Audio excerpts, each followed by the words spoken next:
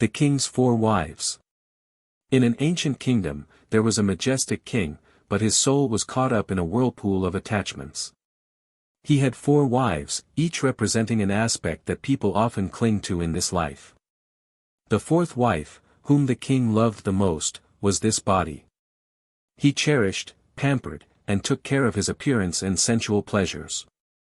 It was as if this body was all he had, the thing that brought him the greatest joy. But when the moment of impermanence suddenly came, the king called out to his wife, "I am about to leave this world, can you come with me, so that I will not be alone?" The 4th wife just bowed her head and replied softly, "Your Majesty, I cannot. When your Majesty is gone, I will also disappear." The 3rd wife was status, wealth, and fame. The king was always afraid of losing her, always wanting to take her with him wherever he went. He believed that what he owned and what he achieved would be a solid foundation. But when facing death, he asked her, "Will you follow me?" The 3rd wife smiled sadly, "No, Your Majesty. Life is still beautiful. When Your Majesty is gone, I will belong to someone else." The king's heart was heavy. The 2nd wife was his family and friends, who were always by his side, listening and sharing. Whenever he encountered difficulties, the king often sought her out for comfort and sincere advice. With a faint hope, he asked her, "Can you come with me, so that I am no longer alone?" The 2nd wife replied with loving eyes, "I cannot go with Your Majesty there. But I promise to stay by Your Majesty's side until the last minute, to see Your Majesty off to his resting place and to remember Your Majesty forever." Those words were comforting, but also made the king feel more deeply the impermanence. In the most desperate moment, a weak voice said, "I will go with you, wherever you go." That was the 1st wife, the king's soul. She had always been loyal, silently helping him rule, bringing peace and prosperity to his inner kingdom. But because he was too absorbed in external things, the king had forgotten her, looked down on her.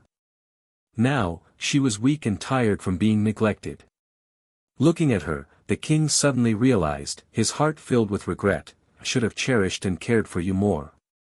This story is not just a fairy tale. It is a mirror reflecting each of our lives. This body, which we cherish, care for, and beautify, will eventually return to dust. No matter how hard we try, it cannot accompany us through the door of life and death. The wealth, position, and fame that we have devoted ourselves to pursuing and accumulating, come and go easily. When the last breath leaves us, they will disappear or belong to someone else, meaningless in the afterlife. Family and friends are precious gifts. They love, care, and are a support in times of weakness. They will be with us until our last breath, and their longing is what remains. But they cannot continue with us into the impermanent world.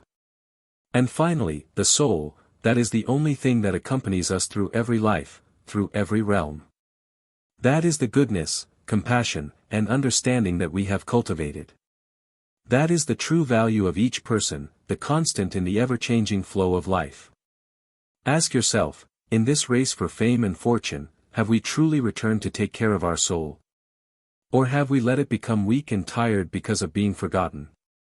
Come back to yourself, listen to the voice of your soul, so that every step you take is a mindful step, every breath you take is a breath of peace. Because when all else disappears, only the soul is our eternal baggage. P/S.